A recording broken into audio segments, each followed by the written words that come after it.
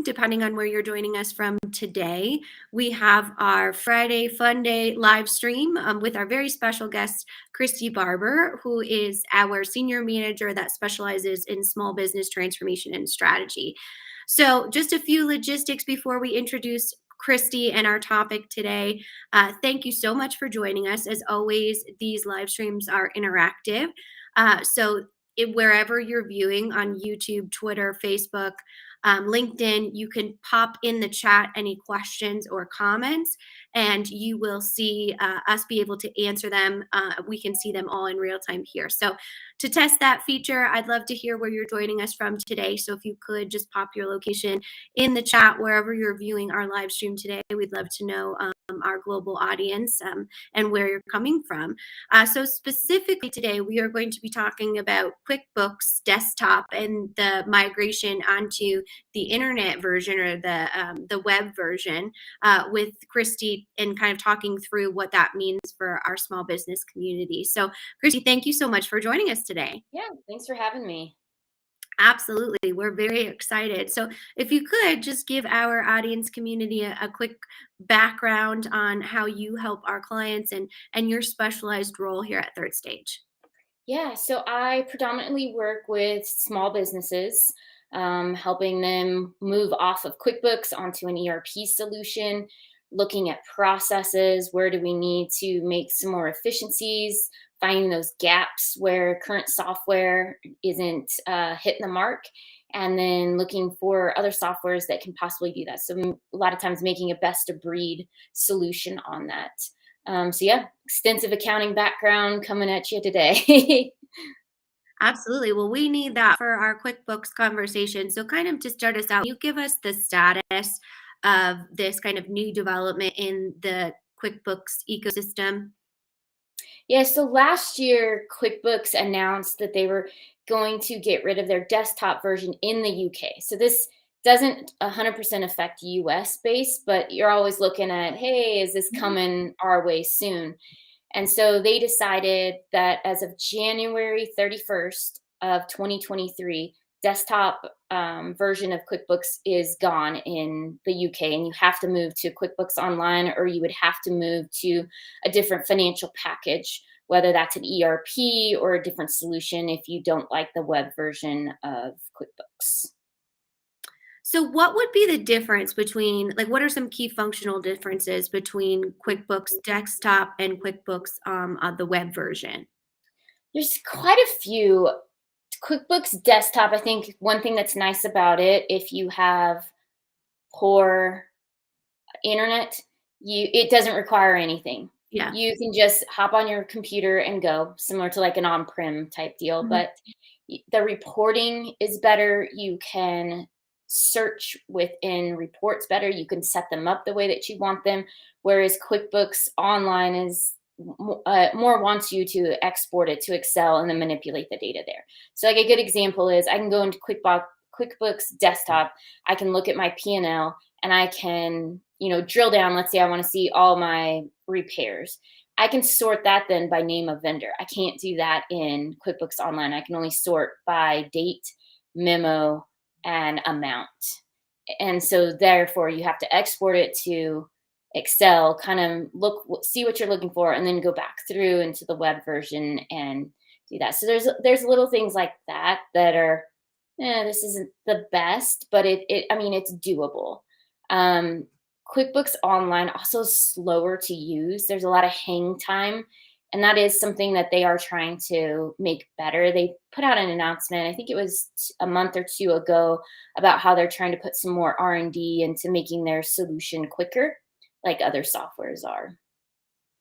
So what is the reason behind that migration? Because it sounds like there are kind of some pain points around the desktop versus the online version. So what is kind of the mentality behind discontinuing the desktop version? So their reasoning behind it, this is coming from QuickBooks, is that you are not staying compliant when you're buying desktop, because you can buy, like a good example, I have a client right now, they're on QuickBooks 2018. There's no need to update because they don't do bank feeds, they don't do payroll from it, they don't do payments. They're just keeping it as a bookkeeping system. So therefore they're not out of compliance. They're just, keeping it like a check register. Mhm. For people that do get bank feeds and different feeds that would come into the QuickBooks, then that part is they can be loosely non-compliant, I guess. They would just be having to hand enter everything in instead Mhm. of getting a feed. So I have another client, they are on QuickBooks 2019, and they're that way. They're like, well, feeds don't work anymore. Oh, well, we're just going to keep using this until we're at a good place where we can upgrade to a different software, because the newer version of QuickBooks Desktop in the States is a subscription model. So it's kind of a hybrid cloud desktop. So you're paying yearly for a desktop version because QuickBooks is trying to say, well, that way we can keep you compliant. So yeah. So it sounds like from not only the user side, because we know that the UK has a lot of strict compliance Yeah. regulations, so that would make sense, I think, for that marketplace. But it sounds like they're also trying to move to a SaaS-based model that we know is kind of the evolution of the business model for software Mhm. vendors or our core ERP vendors. Would you say that's That's correct? yeah, and I don't know if you remember, there's a software out there, Zero, and they came out trying to be QuickBooks competitor. Oh gosh, probably like 7, 8 plus years ago, and they Mhm. were always cloud-based. And it Ah, was a new thing, and that was before QuickBooks really went into the cloud side. They were kind of, putting their toe in the water on it. And I think people are starting to see, as we're moving to more SaaS-based, it's easier because if you travel, and you have, a different laptop for travel versus what you have mhm. in your office, you could easily log in, get something done. Whereas you got to wait till you get back to the office if it's a desktop to be able to print a check or look something up. So there's a lot of pluses with online for that respect. Absolutely, as long as you have that connectivity, which a lot of Yes. times I think, and obviously you would know much better than me, but specifically in our global emerging markets, that small business connectivity can be a really big challenge. Mhm. So what would you say to businesses that are considering a more basic financial system like QuickBooks that might be in a marketplace that doesn't have a ton of that infrastructure in place? And I think with that, at least for in the US, you can stay QuickBooks Desktop and you would just go on the subscription model where they have it broken out by how many users you need. So for example, I think it's like $500 a year for 2 users. Mhm. So you could move to a model like that. The other thing I have seen is they put it like, if you have a really good infrastructure inside the company, you put Mhm. it on a server, and then you have a virtual machine that logs into the server to be able to access it that way. I've seen some things like that. So with that, and knowing that this is a migration or a push towards more of that internet based system, is this a time when these types of companies should go through an evaluation to see if that software still makes sense for them, or what would you recommend from that business advisory perspective? Yeah, I think that it's kind of a great place to be in a lot of ways, because how many companies out there where you kind of been wavering of, oh, should I keep this another year or should I really look into a more sophisticated software to be able to get the company where it needs to go? And I think this is that kind of the fork in the road. Do you want to stay and then just move to an online version if you're UK or US to subscription based? Or do you want to start evaluating, is there something else out there that's better based on the needs of my company? And I know you and I have talked about this on previous Hmm. podcasts too, of when we get to inventory and how QuickBooks doesn't do inventory. And is your company heavy based inventory and you're having to do it in Excel or like Fishbowl or various add on to QuickBooks that kind of does the job but doesn't quite hit it Hmm. exactly? And that's another good time to start looking at it. And we talked kind of about inventory, so I want to expand on that just a little bit. What are some other sort of key components that might showcase that a business is ready to kind of graduate from the QuickBooks um, overall system? So inventory is always one. Second is reporting. Are you getting the reports that Mhm. you need to make business decisions? QuickBooks is limited. You get your basic P&L, balance sheet, some of those. But with ERP software, you can have specific reporting by department. You're doing more cost accounting, where QuickBooks can do kind of a hybrid cost accounting by class. So that makes it a little, something that you may be looking forward to in an ERP. You can also do like budgets. ERP softwares let you do budget versus actual. So you could make a budget in an Excel spreadsheet, upload it to your ERP software, and then it's comparing the actual to it. So at the end of the quarter, the end of the month, you can see, hey, did I hit my marks? Am I on par to get our goals? Those are, like, I always think, the two really big Mhm. ones. And is the accounting software that you have today meeting your needs? For example, if QuickBooks doesn't have the roles, sometimes the roles and responsibilities that you want to hold back and view only here or edit only here for certain people, and you can get that with an ERP. Absolutely. I think that makes a lot of sense. And kind of on the flip side, when we talk about budgets, specifically when we talk about costs, obviously an ERP system, a core ERP system, or a bigger best of breed financial based system can be a significant investment for smaller businesses. Can you talk a little bit about just the overall balance of understanding that QuickBooks still is a very sophisticated system Mhm. and might be the choice for the client, but also understanding that they could go into a greater functionality with a core ERP for a greater cost. So, how do you kind of weigh the balances of the pros and cons of that switch? A lot of it comes down to cost.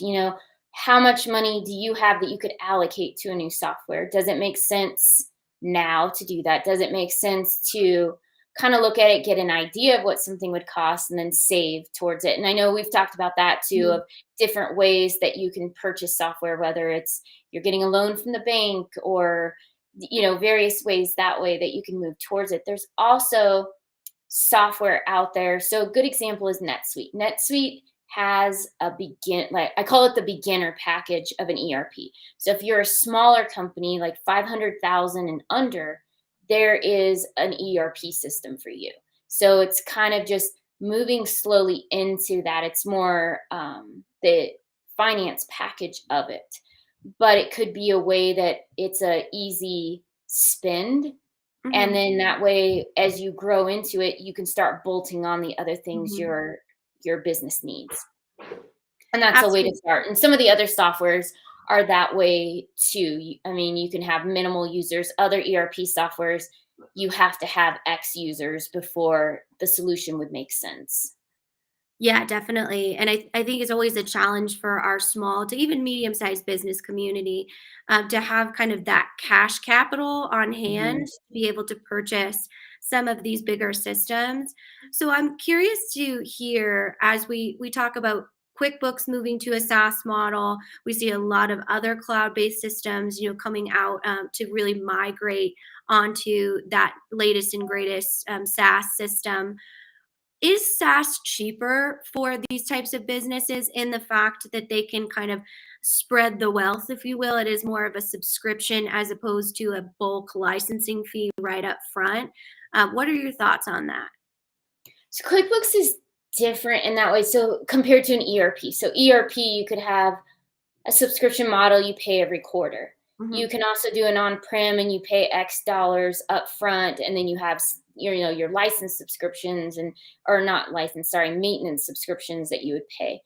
QuickBooks has always been, hey, I could buy QuickBooks 2000 and it's still going to work today because Mhm. nothing's really changed about it. I can still write checks, make deposits, and look at reports. There is some added functionality that that's come over the years, but it made it a lot easier for small businesses to afford an Mhm. accounting software. Where, and even then, the entry point isn't that expensive. You could buy, one for 250, $300 on the pro and plus side. And then when you move enterprise, then it's more money, but still looking at that. And then you say, hey, now you got to move to an online version of QuickBooks, which is, I think they run like $50 a month, And you think about that over the years, how many updates are really coming that I can, this is how I always think, the accountant in me that gets cheap sometimes. How many updates can I see that justify me paying for this $50 a month subscription model versus the desktop that I had that it gives me some updates, mostly for security purposes, Mhm. but that's it. And it does everything I need it to do. And I think that's where a lot of small businesses get to that model is, why do I want to spend money on something when this meets my needs today? And QuickBooks is eventually going to force people to make a decision. And if you can get ahead of that decision today and start preparing internally down to like a change management part of, can we accept the change that we're going to have to move to a SaaS model eventually? And what does that look like for our organization? And can you elaborate on the change management part? Because I think a lot of times change management, specifically in small businesses, is misunderstood because they are smaller and they think that, just an email, we're moving to this, good luck to you. And Right. and they often don't have a ton of budget to invest in those change management tactics. So can you kind of talk about how important that is and maybe give an example of what you would do in migrating to a QuickBooks online version versus desktop from a change standpoint? Yeah. So with the change, it's really just getting people on board for something. It's not saying it's one way or the highway. It's getting buy-in and helping your employees, whether you have only one employee or you have 100 employees, that they are invested in the decisions that the business are making and they see the good that's going to come from it. They also are able to see, hey, this isn't really going to affect my job and make my position go away. It's going to enhance my position and make things easier, or I'm allowed to spend less time doing certain tasks so I can actually catch up on these other tasks that I've been wanting to do. So I think Mhm, that's like the whole encompassing part of change management, and a good example of how you could help your accounting department move from desktop to a SaaS model is explaining what this looks like. How, mhm, what are some fears around it? What are the pluses that are going to come from it for them? And is there training that's going to be involved because they've always used desktop, they've never seen online version?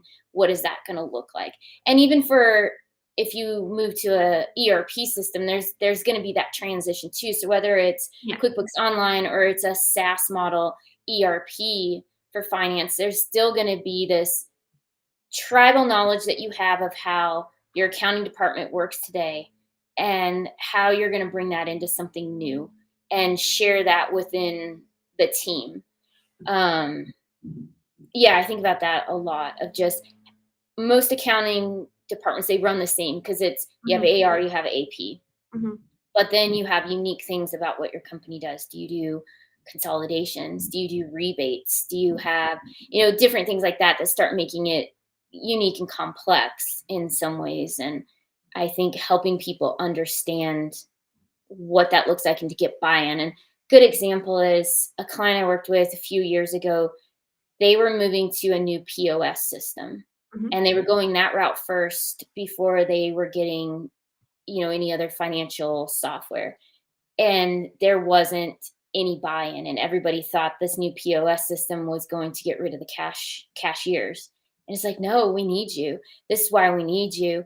mhm, And putting together a plan for that and getting the buy-in of, hey, it's not key in every number anymore. It's, hey, you slide a badge or you use your thumbprint to log into the register so we know nobody's using your drawer. And mhm, then here's how the touch screen works. Or you can also hand key. And for some of the older people that had been there a long time, they're like, you're gonna take my job away. And it's like, no, mhm. no, like let me show you how you're gonna really like this. Yeah, And training them to get invested in it just as much as the company was. And I think that was the downside of this smaller business was they make decisions at the executive level mhm, and they don't really communicate that to anybody else. Well, yeah, this is what we're doing and that's it. You better get on board. And I understand that because when it's a smaller business, you can't have too many, people whispering, hey, we should do this or that. You have to make a decision. But when you're making that decision, you need to start getting the managers and some of the associates involved as well so they can communicate further down this is what we're going to be doing, and this is what it's going to look like, the plan. Absolutely. And how important is it to bring in kind of that agnostic, independent, third party view within a small business community? Because I feel like a lot of times, specifically within ERP software vendors, it can be very challenging to navigate the sales narrative and understand that just because you don't know what you don't know, just I don't know how to Yeah. put plumbing in a house, so I would call a plumber type of thing. So can you help us understand kind of your role and that value you bring to our client community? Yeah, so coming in and getting a different picture maybe than what you've had, because I know a lot of times small businesses, you're going to get tons of emails from softwares all the time. Buy us, we're the best, or this is a new Mhm, software you have to have. And it can get overwhelming and not understanding what is going to be the best fit for you uh, today and in the future based on the goals that you have. And where we at Third Stage can come in and provide a lot of value is, let's evaluate what are your business goals. Who are you today? Where do you want to be 3 to 5 years from now? Where do you want to be 10 years from now? And then work backwards from there to see, yes, these softwares over here, these are going to be the best fit for you. These, they would work, but they wouldn't be the best.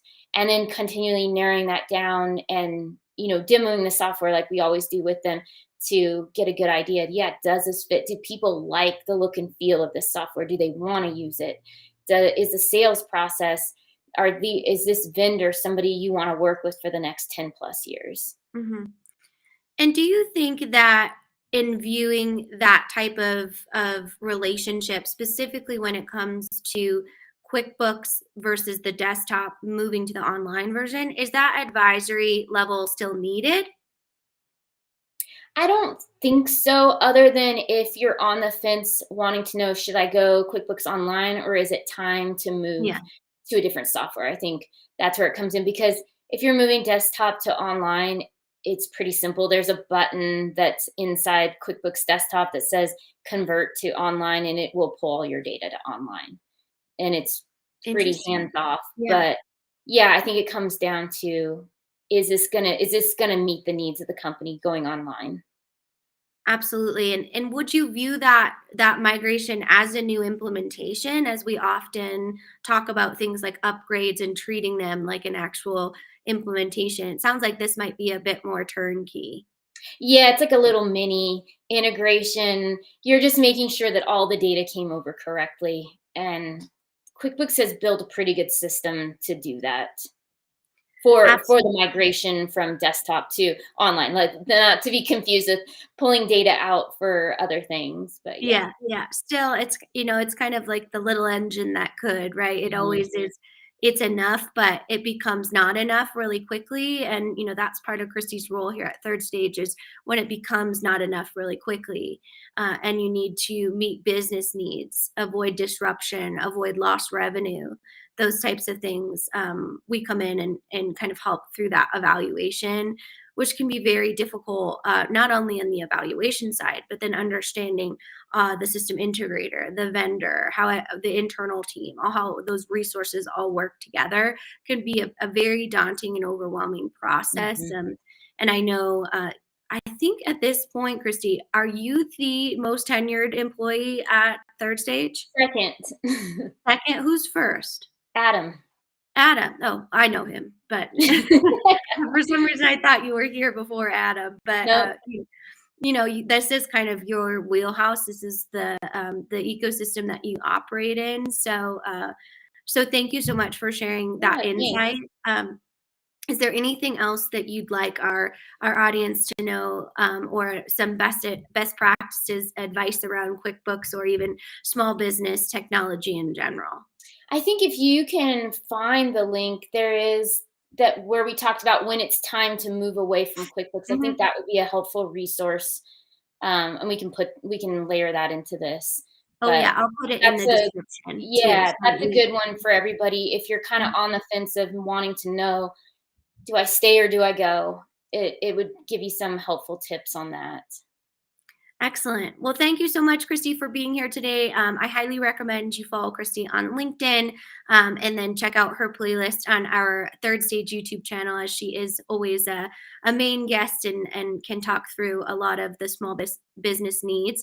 You can also reach out to her or me directly, and we can kind of take you through our small business methodology and explain how we help, if you're interested in that or have any questions regarding QuickBooks in general. I also highly recommend downloading our newly released 2023 digital transformation report, which can be found in the description here and on our website, under thought leadership. That is a 50+ page report about all things digital transformation, industry trends, software selection, change management, really a formal guidebook to how you go through a successful implementation, which we know is so important for our small business community, because it can really be, the level of being able to not only scale for growth, but if it fails, it can lead to things like bankruptcy or out of business. So definitely a very pivotal, strategic approach that Kristy helps through. So thank you again for being here today, Kristy. We always love having you. And please subscribe to our podcast. Kristy will be on our Digital Stratosphere podcast, and then also our long form ground control podcast that Eric Kimberling and I host. So thank you so much, and we will see you next Friday.